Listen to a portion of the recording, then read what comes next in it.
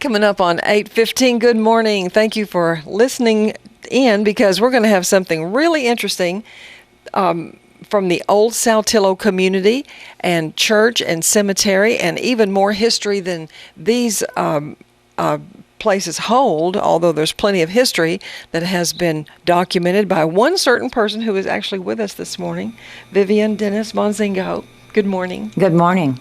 You know, there is so much in our county that is of interest that sort of lies under the surface.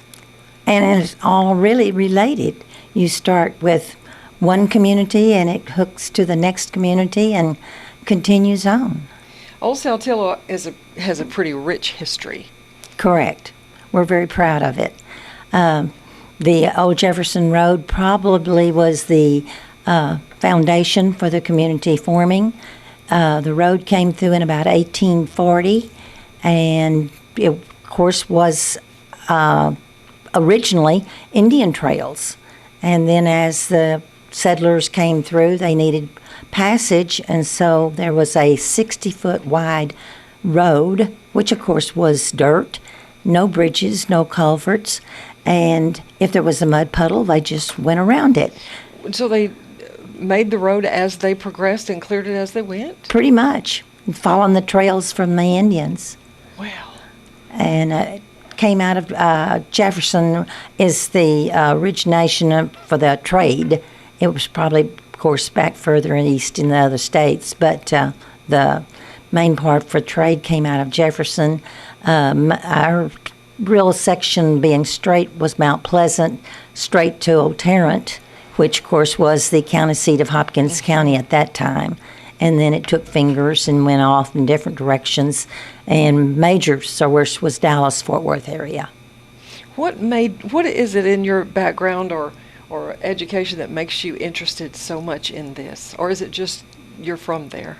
Well, part of it is I'm from there. And the old Jefferson Road came through property that my dad owned.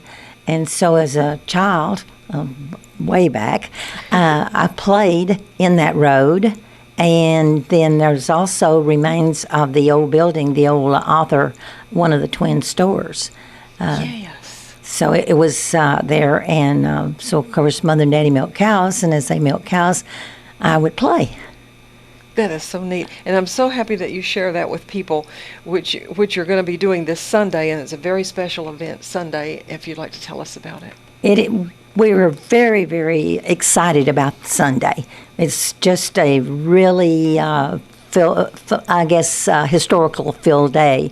We will begin our regular memorial service, what we call Memorial Day, and it's a business meeting for the Old Saltillo Cemetery Association. So we begin at 10:30 with singing, and our local family from Steve Connolly will lead the singing this year.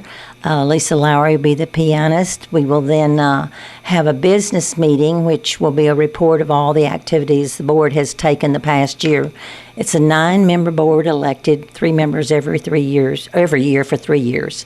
And then after that, we will have a memorial service where each person that's been buried in the cemetery will be recognized, and the families will be asked to stand as recognition is given to that loved one. And this is for actually 2 years. This year is going to be 2 years because since 1930, Memorial Day has been held every year except for last year, which was 2020.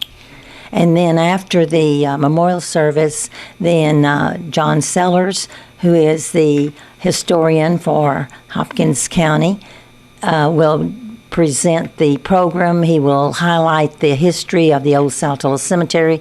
And since we're in a cool building, he's probably going to go ahead and highlight the old Jefferson Road, which will be dedicated, that marker will also be dedicated that afternoon. Okay. Well, so in a 3-page write-up, which I got about this whole day, which is, like you said, it's packed with information, there is an unveiling of a marker. We have the 2 markers. Okay. In the, I believe it's 2019, there were 237 applicants to the state. 2 were awarded to Hopkins County, and the Old Saltillo Cemetery was one of them, and the Old Jefferson Road was the other. So we will have primarily most of the presentation of the program inside the church where it's cool. Then we will have a procession across the road where we will have the dedication, a reading of the marker, and unveiling of the Old Saltillo Cemetery historical marker. Have lunch, and everybody's invited. And then at 1:30, we will go about 1.5 mile north on County Road 3357 and have the unveiling of the marker for the Old Jefferson Road. I can just picture, I have never seen it, but I've heard of it so much, the shadows of that road that people still could mark before this dedication could even be made. When Monty was writing up the application, we did walk that area, and it's very grown up now, but aerials, if you pull an aerial of that area, you can still see the path through there. Wow. And it's very neat. Very neat, and it connects us so much to the land that we call Hopkins County. And you mentioned Monty. Monty, your husband, your late husband, did many things for Old Saltillo, just as you who came from there. He joined in and did a lot of work. He wrote the papers for the application for both of these markers. And, of course, he did the marker for the Ashcroft House here in town. So he did 3 applications. History is very important. In fact, you live in a historic home, as you were mentioning, so history is very important in your life. Tell us a little bit more about the day or the events that you're going to refer to. We have people that travel from other states and attend because they're very, very interested in preserving the history of their families and honoring their families. One of the we've had people from New Mexico, Colorado. The gentleman that was listed in the paper down home, which gave tribute to the cemetery, he was from Oregon and from the Griffith family. He was very appreciative of the fact that the Cemetery Association had taken funds from donations and purchased monuments, small monuments. They're probably about a 2 foot by 1 foot, and then taken everything that was inscribed on the old monument, which was not legible anymore. They were breaking, they were falling over. So all the old monuments have been restored, some laid down, which is not, of course, good for preserving. But the new monument, the granite monument, will preserve all the history. It has the names. You have to have anything that was on the monument we have recopied. And we have purchased 28 of those in the past. We're looking at purchasing more as funds become available. And it's just something we feel like we must do to preserve the old monuments, because if we don't, they're just going to become, you just can't read them. That's about how far back do the monuments go in date? The first monument that we found is 1873. We think the first burial was Tom Cavender's son, who was a child on the wagon train, and that's probably the reason the cemetery started. He died and needed a burial site. Mr. Hackelman, who was the first donor of land, gave him permission to bury the child, and later then he deeded land. But the land states for a church of all religions and school for the community. No mention of the cemetery. And then as a period of time, I think there's 6 different deeds of people donating land. And it was probably in 1927 before the first deed mentioned the cemetery. Okay. And so it's been many, I think we have over 1,400 graves in the cemetery now, with over 100 veterans buried there. It's obvious when you see the cemetery that it's very well cared for and cherished and loved. Beautiful iron gates there, and just well cared for. One thing they were really proud of, and that was the veterans and a memorial for the people that are buried there, We have record of it, but we have no idea where the location of their burial is. So one monument, that's a dual monument on a concrete slab, and one monument is dedicated to the people who are buried there.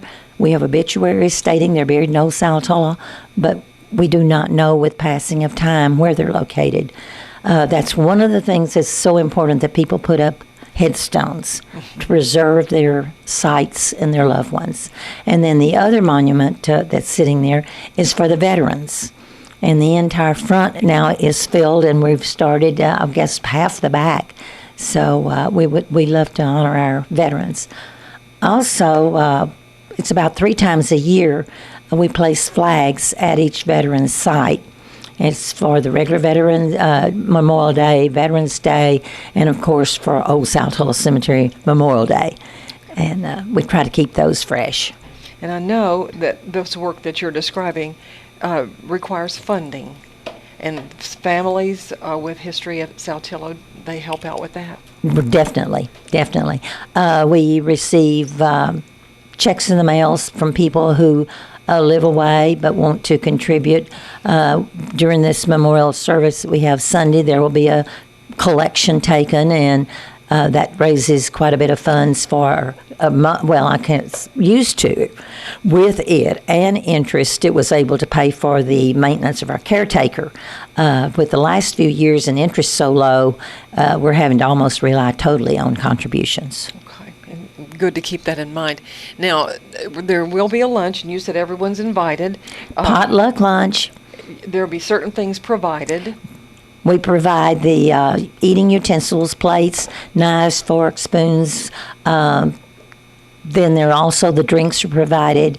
We ask the attendees to please bring a covered dish, enough to feed their entourage, and maybe a few others that will be visitors. And you can even bring a card table and chairs to sit outside if you'd like. Please do, because inside with the serving tables, we have very limited space for seating of people to eat. And outside, the trees usually make a very nice cover, and people do bring their card tables and chairs and visit, and it just is a very nice time. Kids run around, and it's just something that it doesn't last very long. It doesn't last like all day. Of course, it's a meal, but you take away such rich memories. Exactly, and I think it's we're trying to incorporate as many children as possible with the ringing of the bell and Pledge of Allegiance, and get them involved so that they really know what this day is about and cherish it. There's little time left, but I was so impressed to think that you just walk across the street to the cemetery, but if you turn and look back at the beautiful Old Saltillo restored church and steeple, that and now, as you say, it's slightly enlarged and air conditioned inside.